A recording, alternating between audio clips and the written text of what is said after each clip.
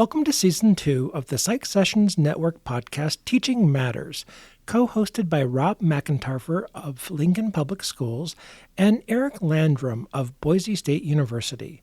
These 10 episodes in our second season were recorded from the beginning of May through the beginning of September 2021. And as you will hear, we wander and meander quite a bit. However, there are themes for us that emerge, such as the roles that AP Psychology and IB Psychology play in U.S. high schools, the continuing challenges of assessment, and how scaling innovative pedagogies makes utilizing those principles all the more difficult. To take a deeper dive into understanding the IB Psychology world, we invited Casey Swanson, a Michigan-based educator, to join us as our first guest on Teaching Matters. We broke away from our typical conversations in other ways, too. For one episode, we chatted about Albert Bandura, and Eric shared some stories from his own personal interactions.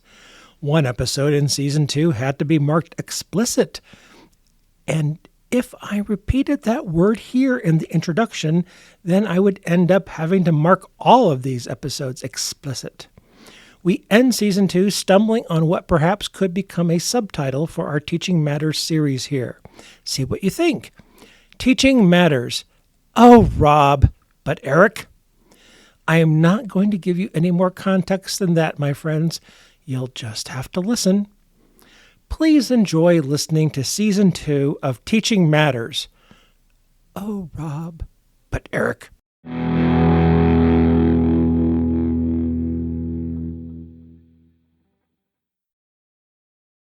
I did that last week for the AP Psych reading. I did the online virtual AP Psych reading. Actually, it was, not last week, this week. I did that Friday through Thursday this week. The online AP Psych reading. Yes. So for one more, hopefully this is the last year where they told all the readers, you have to do this from home again this year. Sorry, but no in-person reading. So we all logged on and read essays on screen. And do you have an idea how many essays there were this year? I don't think we got told that yet. I think it's probably in our typical range. It was down a little bit last year, but I bet it went back up this year. So I'm betting 400,000, 500,000, maybe upwards of that. And how many readers were there? That I don't know. I was a reader and not in upper management, table leader or question leader or anything like that. So I only know what the readers know, and that was how to log on. I had a great table leader, Stephen Burns, and he told us what we needed to do to get our work done, but I don't know any of the upper level stats. Did you sit at a virtual table? Did you know any other readers? Like everyone's life, our virtual table was our Zoom group. Stephen got us together daily in a Zoom group to let us talk about any issues we were having and share the scuttlebutt.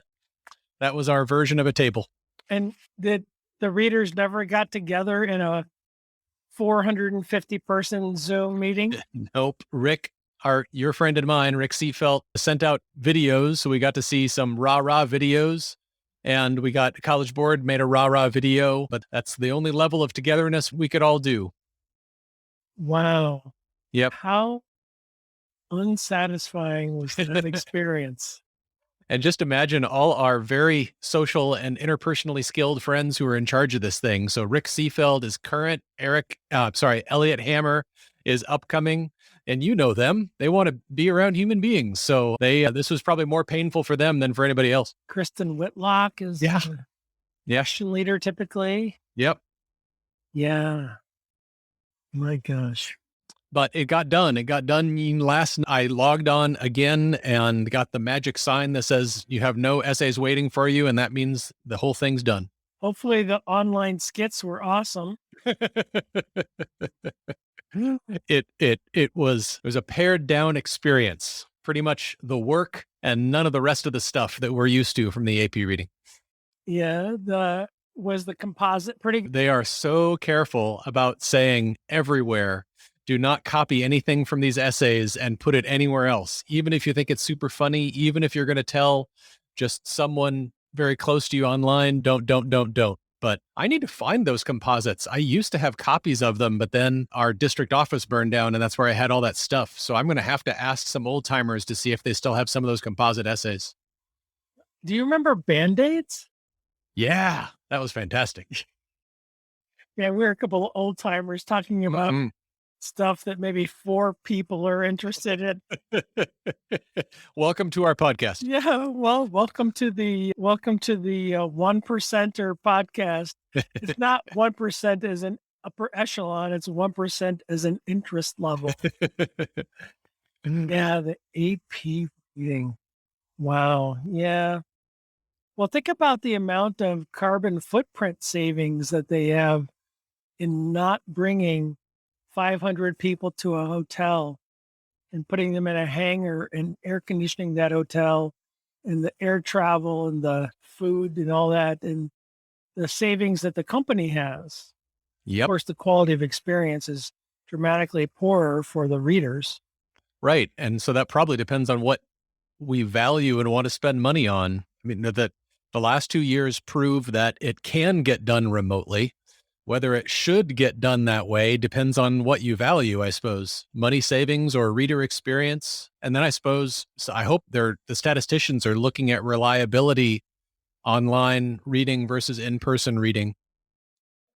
Yeah, and honestly, if either one of those reliability statistics are low, there are improvements Right. that can be made. And in theory, they should not be linked to the modality of the placement of the scorers. Yeah. And if there is a relationship, that's big trouble. That means we got some extraneous or confounder coming in that we're not sure of. And College Board, if nothing else, they're going to handle their statistics well. So I'm sure they're looking at all that. Yeah, I mean, they really need, at all times, and I'm sure they do this well, they need to be able to turn to their clients and to the public and be able to say, this test measures what we purported to measure. And if they were to ever to lose that, they would lose a lot.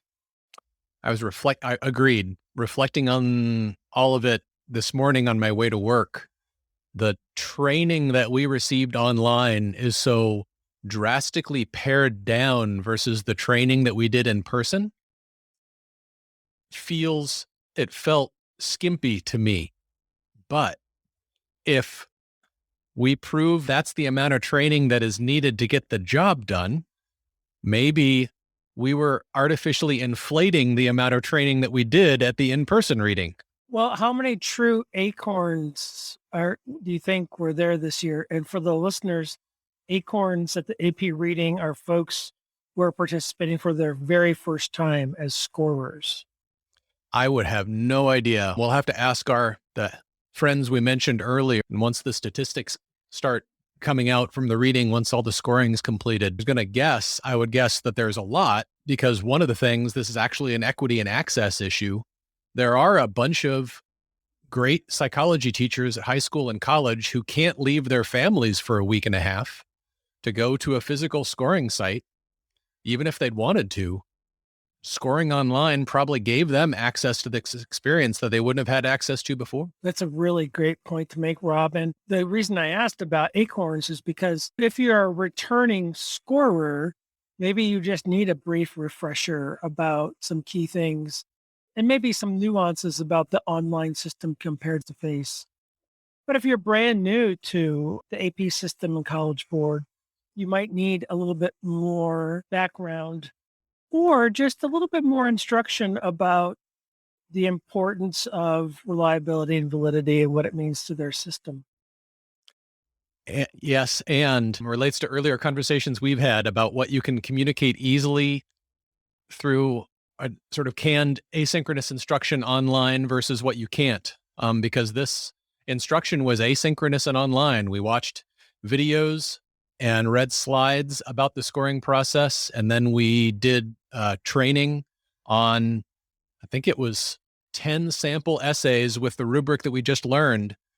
And once we passed through those hoops, we were off to the races. Yeah, I wonder / worry about that. I don't even want to call it a teaching technique. I want to call it a training technique because we do that. For example, the city program with IRB training does that. You watch a module and you've got to pass a test at 80% accuracy. And there's something else, and I want to be careful here. I want to be respectful. The Clery Act, and that is about the reporting of certain crimes on campus, many of them sexual in nature. I just had to do it in part of my position as department chair. I had to do Clery Act training and testing in the past week. And it's a very similar type of module. You watch things that your campus has created. You watch modules, you flip cards on a screen, and you stop and take a series of, I think it was 7 quizzes. You have to pass them to a criterion. And when you pass them all, you get a certificate. And I'm not quite sure what that tells us about someone's competence. It tells us their knowledge at a certain point in time. And again, I want to be sensitive about this. We know that students, including students like me in the case of the IRB, the city program, the system can be gamed, right? Mm-hmm. If I'm not paying attention, the video can be playing, but I might not be paying attention. I can take the multiple choice test on informed consent, fail it, pay attention to the answers, and then just take the test again and again until I get to the criterion. And in theory, I've had human subjects protection training, but have I really? It's a good topic, and I think you hit on it. Do people think that there's a difference between training and teaching? I think that's a really possibly ripe place to explore what we mean by training versus what we mean by teaching. And maybe sometimes training is appropriate and other times teaching is appropriate. I'll self-disclose that when I do training programs like that, and there are several that I do, including the city training for University of Nebraska, Lincoln, if the system allows me to, this isn't a great thing and I'm not proud of this, but if the system allows me to skip ahead to the assessment, I will often just skip ahead to the assessment, see how I do on that, and then go back and learn what I have to learn, which isn't great, but it sure is efficient. Well, Rob, first off, I don't think that's something that you have to apologize for because that you're actually being very efficient. You might already know what they want you to know, and the assessment's just going to tell you if that's true or not. And so you'll go back and relearn something if they tell you that you need to. I think what's bothersome to many people in higher ed is that they feel like that type of training is a waste of time, that the materials oftentimes seem simple or prepared in a simple-minded way. And of course, they're not. They're complex. They're complex to create. And they're made for multiple audiences. They're not designed for PhD faculty members only. The IRB training needs to appeal to college students, to high school students, to students not just in psychology. It has to appeal to a wide-ranging audience. And anyone who stops to think about that realizes it. The same thing about the Clery Act stuff. Or we take it seems like a lot at Boise State, cybersecurity training these days. And so there's a lot of videos with pretend hackers, right, who are talking in silhouette with their voices changed, trying to make them seem like they're out of a TV show, but now they're talking about their hacking techniques once they've been converted to the FBI and they're on the other team now. And trying to make it appealing to the people watching when to some people it is appealing, to some people it seems like a joke. Agreed. And the silhouette thing cracks me up. And you're right. I don't feel bad about it. And yet, if I was teaching intro psych and a student came up to me and said, what I think would be really good for me is could you just give me all your tests now, I'll take them and then I'll go back and figure out what I need to study. My reaction would be, wow, that might be physically possible, but you're going to miss a lot because we can't talk about everything on the tests that are important in this class. You'd be missing out so much. And I think what I would be getting at there would be a difference maybe between teaching and training. Maybe sometimes I think one of the things that you and I mean by teaching is we want to provide students an experience that will help them create their own meaning. And that's usually, maybe, or at least often, really important. But other times, maybe it's not important. Like for city training, I was just fine not creating my own meaning. I was just fine with that training.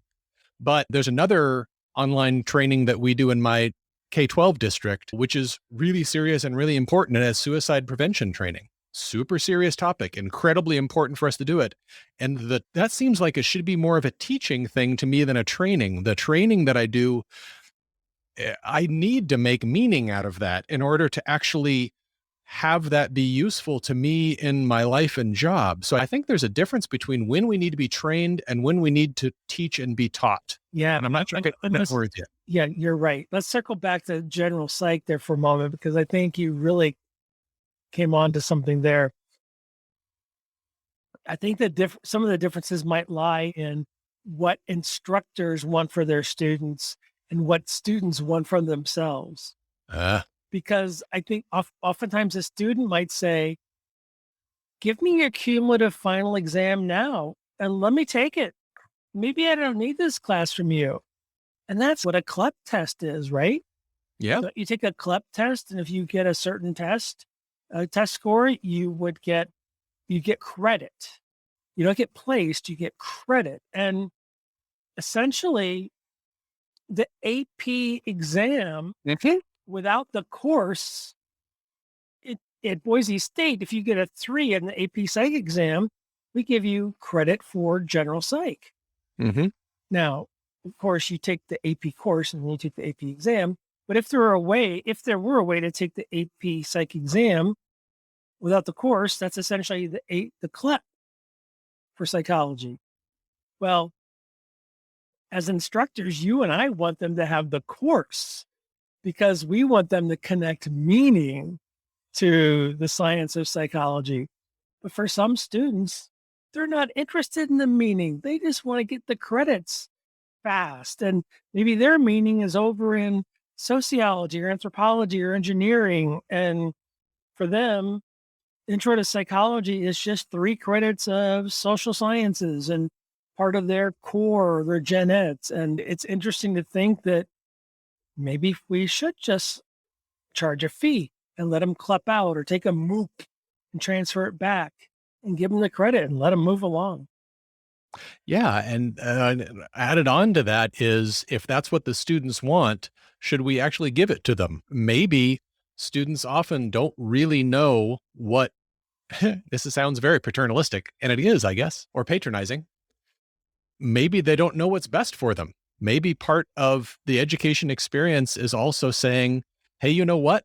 You might not know what you need yet. We're going to give you an experience. You can tell us later if we were right or not. Well, you're spot on, because we do that all the time in higher ed. We're going to tell you, we know what's better, and we're going to make you take a 30 of your credits in the major, a 30 of your credits in gen ed, and the other 30 you get to decide on for yourself. And you don't get to accelerate through those. I mean, yeah, you can transfer some courses from your old institution, but you get to test out. Yeah, we'll put a limit on that. You want credit for prior learning? Wait a second. You were in the military for 10 years? There, fella. Let's stop and think about how we're going to translate the 10 years of highly technical skills into college credits. And we sometimes find a way to do that. But we are still paternalistic. We are not in loco parentis anymore, like we were 30 years ago. But we do tell students of all ages what we think is best for them for our degree. And when students don't like that, they vote with their feet. You're getting me to think thoughts about the AP Psych test that I'm not sure I've thought before. Speaking in loco parentis sort of idea, or at least I know what's best for you and you don't. It is very possible for a high school student to take the AP psychology exam without taking the course. The College Board will take their money. They just need to have an institution somewhere near them that will administer the test. And in the last 2 years, when there's been an at-home digital option, that might have created the opportunity. For all I know, there were students who go to schools that do not offer AP courses, but who figured out that the College Board was offering at-home digital testing, who may have taken the AP test in different subjects without taking the course. That would be very possible, and in fact, likely. You don't have to put like your high school and your high school teacher on the registration forms and all that. That's the typical route, and that's typically how you get organized in a test session, but you don't have to. There are ways to take the AP test without taking an AP course. And as a matter of fact, I don't believe College Board knows which students were in AP. Well, they might now because there's a little bit of they've got an online classroom thing set up, but it's still possible. Okay. But let's say a student asked me, I'm not going to take AP psychology, but I really want the credit walking into college. Should I just buy one of those study guides that some people write? And like you, Dr. McIntyre. Would it be cool if I just got a study guide, studied on my own, took the test, and that way I don't take intro psych in college? I think I'm fine up until the last part of that statement, because I would worry about the experiences that student would miss from an intro psych class that aren't covered on the test. And I think I need to think about that some more. Well, okay. Well, wait a second. But you could make that argument that the experience in an AP Psych classroom might not be the exact same experiences in the college Psych classroom.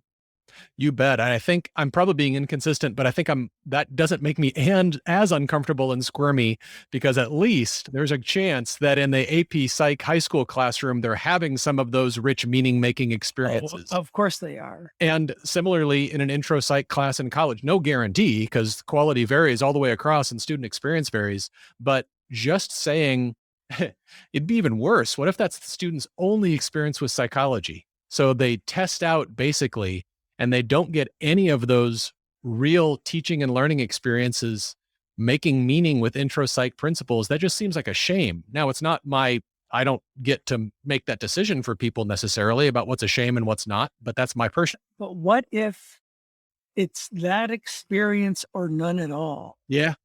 Good point. What if it's reading Dr. McIntyre's Guide to Psychological Life through the AP lens for $49.95 plus CD shipping and handling, available on Amazon? Or I'm not going to do it. I'm not even going to study psychology. I'm not even going to study the discipline. Yeah.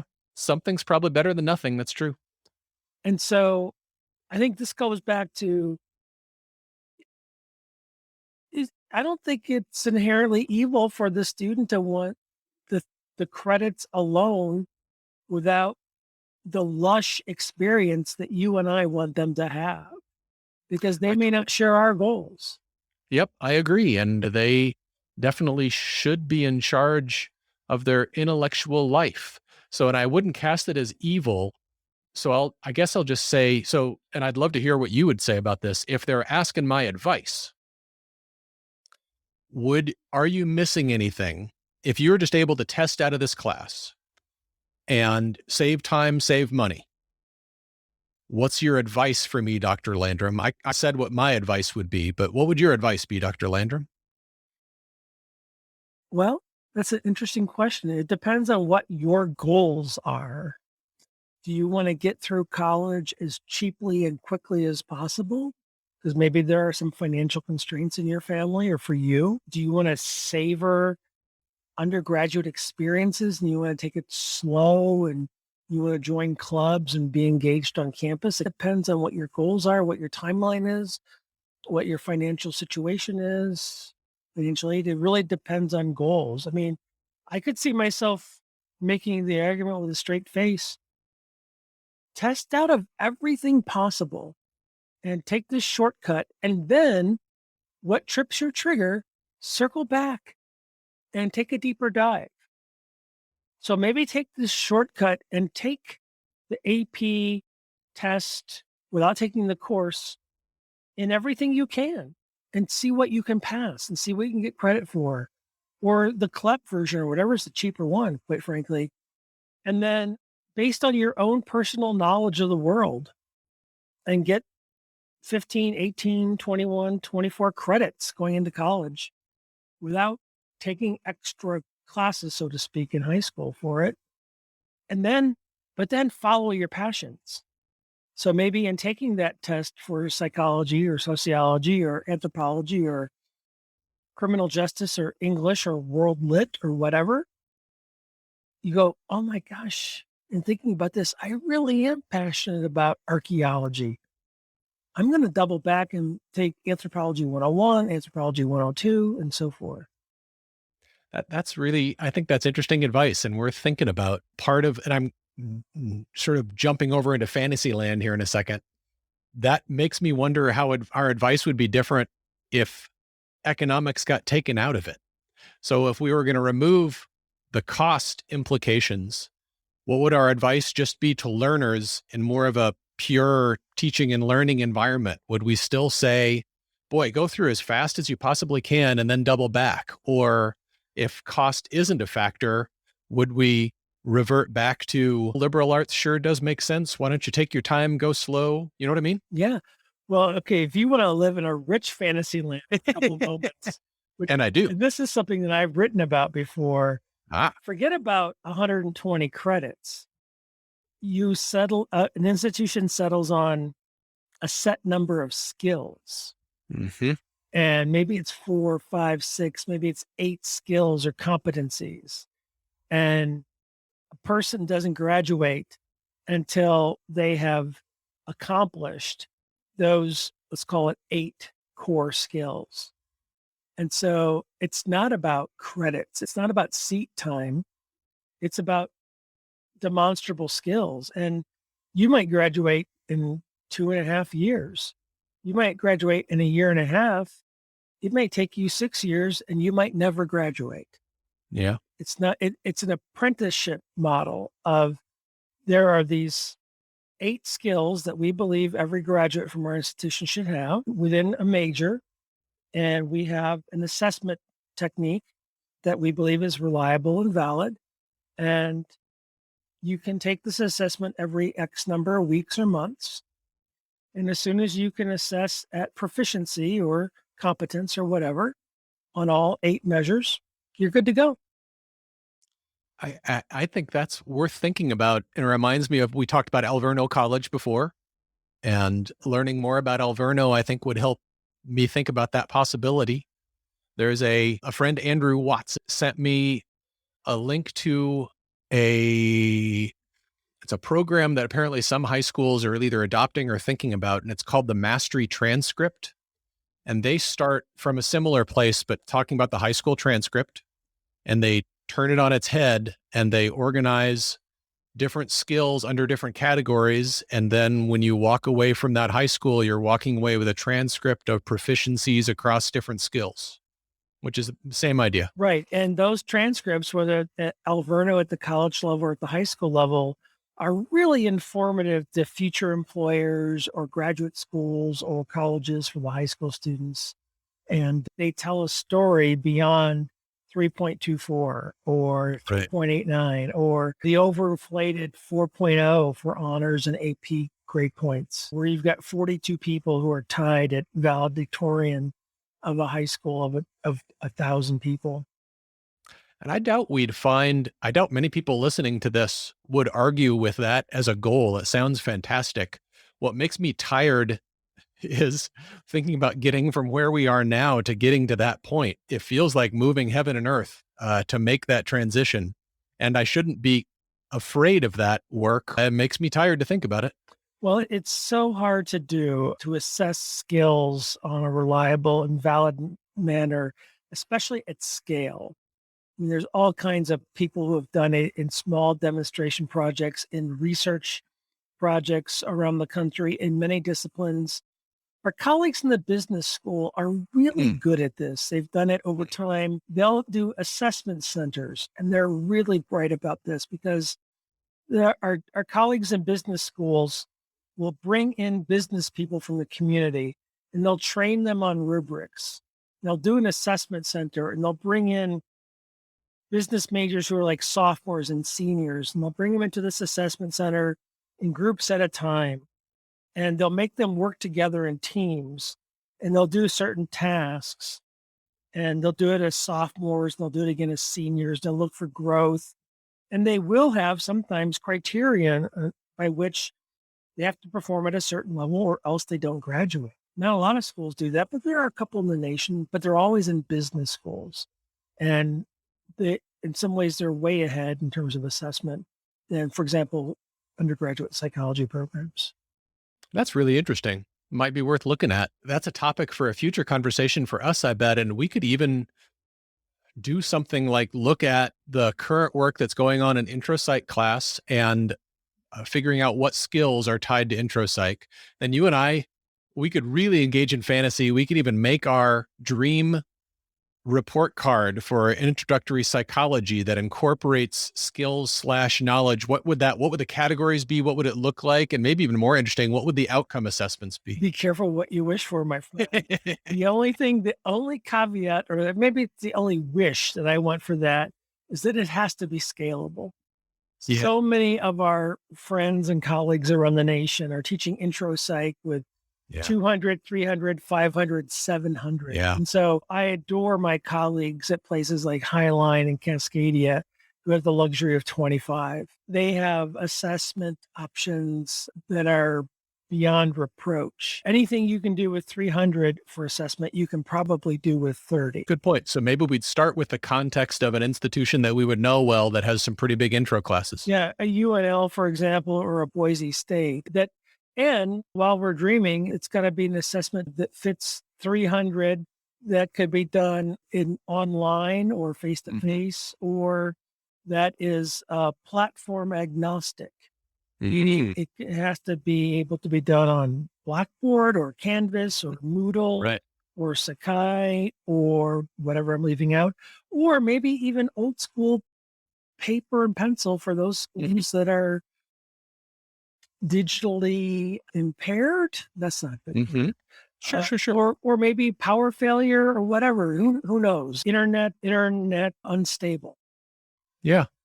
And we could start with some of your work about skills that employers consistently report that undergraduate students need to have, and then narrow that, sort of Venn diagram that with some of the work in the IPI and intro psych stuff. Yeah. Phil Gardner at Michigan State's really been the leader in that. And he has actually updated his initial study, which got a lot of attention, which I cited a lot, was in 2007. And he's told me in the last 2 years that he's updated that, but I don't know if he's published it or made it public, and I'll have to pester him a little bit. But that was so valuable because he did a study and he had a network at Michigan State of about 10,000 employers throughout the US. He asked them one year, what are the top reasons that new collegiate hires get fired or get disciplined? Now, that wasn't limited to just psychology graduates. It was across the nation, across sectors, geographic reasons. And it was a really valuable list. And he has updated that, I think, I want to say 2018. And I haven't seen the list, but he's told me that he's updated. Neat. Well, that'd be a starting place. Another voice that might be useful on this, and this is a foreshadowing since I'm a former English teacher, a guy named Casey Swanson, who's an AP psychology and IB psychology teacher from Michigan. The IB curriculum has a different take on what the important skills are and outcome measures are for the psychology experience.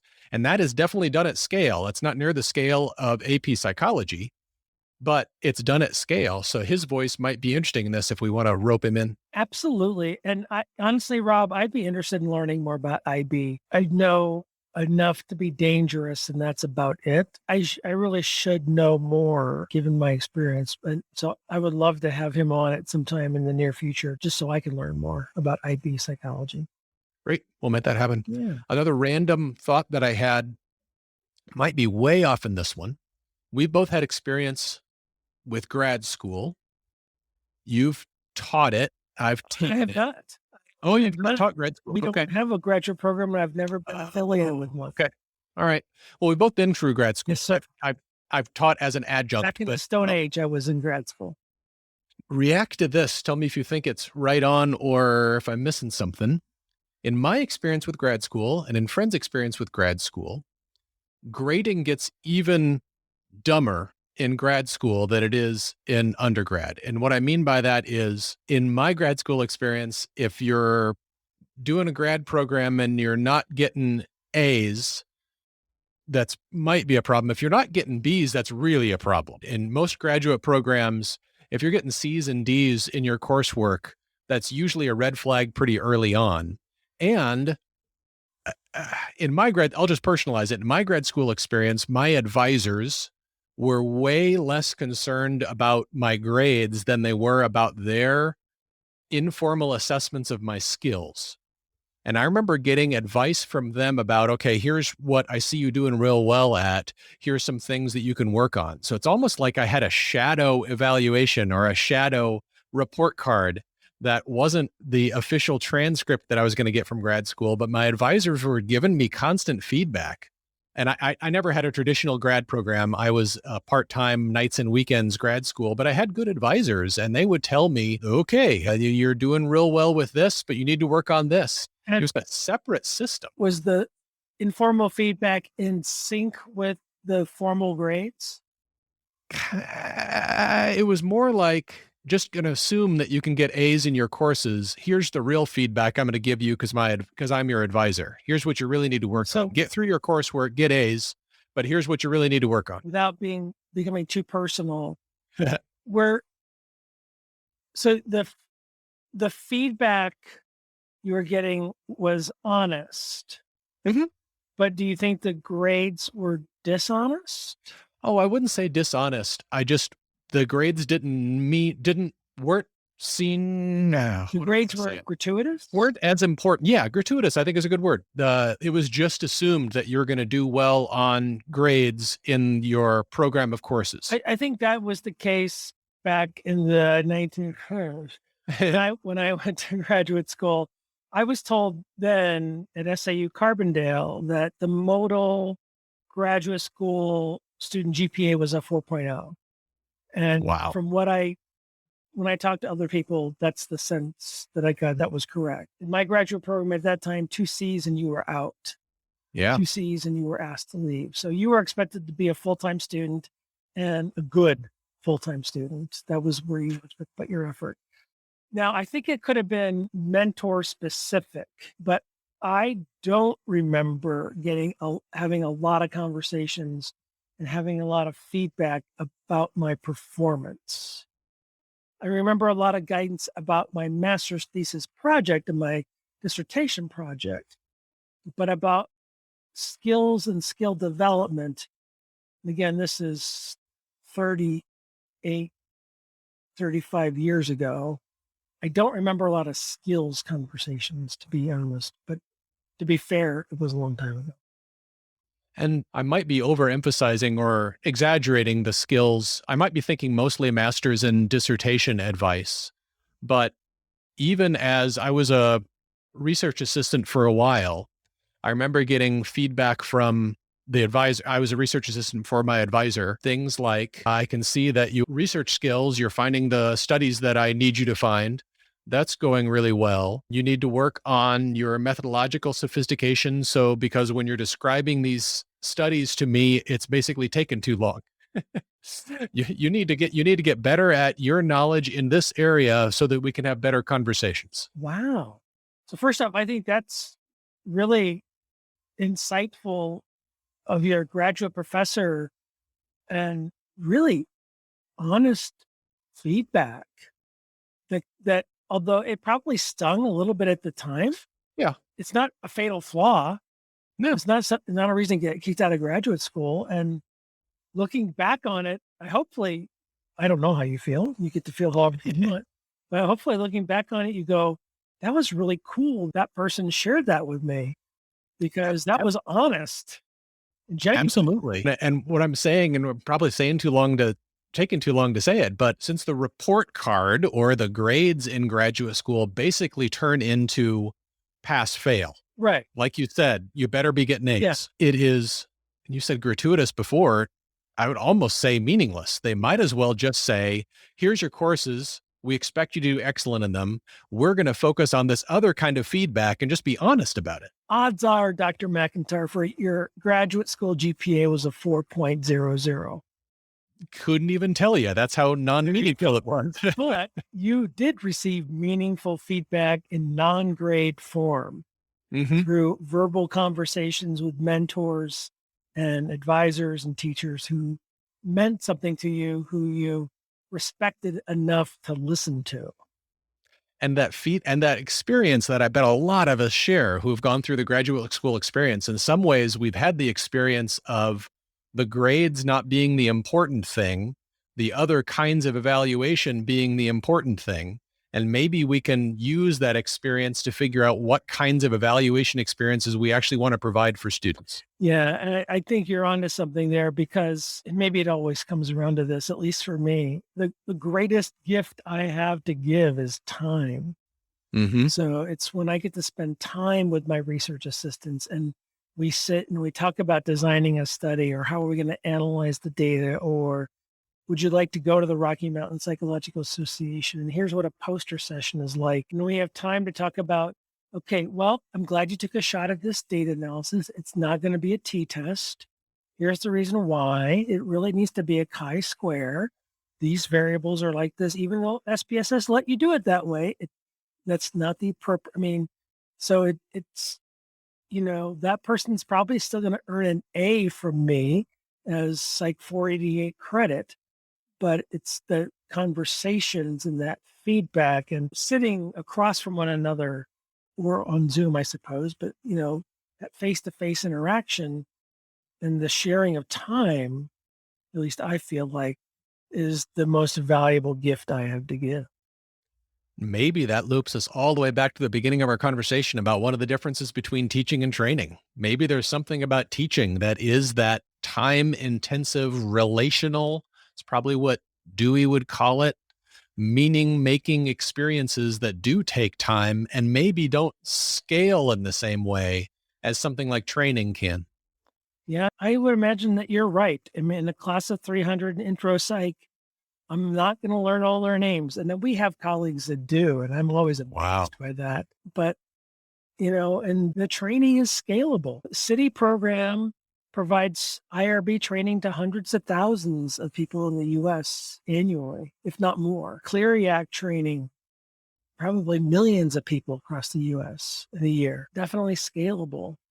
But those meaningful experiences where you interact and you give feedback based on their performance, not a grade, but just like you had from your graduate school professors, that's not efficient. That's not time.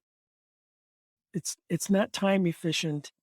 It takes time, but it's meaningful. It's lasting. It's what you remember.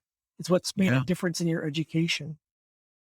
And another thing I'll take away, another thing that I'll take away from this conversation is the reminder from you that talk to students, or at least acknowledge that some students have different goals and their goals may not require that kind of teaching right now. And maybe that's okay in many situations. And I just need to get over it. Well, and we know that some students are going to love psychology as much as we do. I mean, we know that, but some won't. And maybe some just want the grade from us, but their love is going to come in anthropology or sociology or engineering. And to some of our psychology majors who end up loving our discipline, they just want the grade from English or world languages or Western Civ. They just want the grade. They don't want to have the deep, meaningful, purposeful relationship with their professor or with their teacher. They just want the damn credits and want to get out. And so we wouldn't give them a hard time for that. So we shouldn't give students in a psych class or wanting psych credit a hard time for just wanting to get in and get out. Agreed. That's not their thing. Agreed.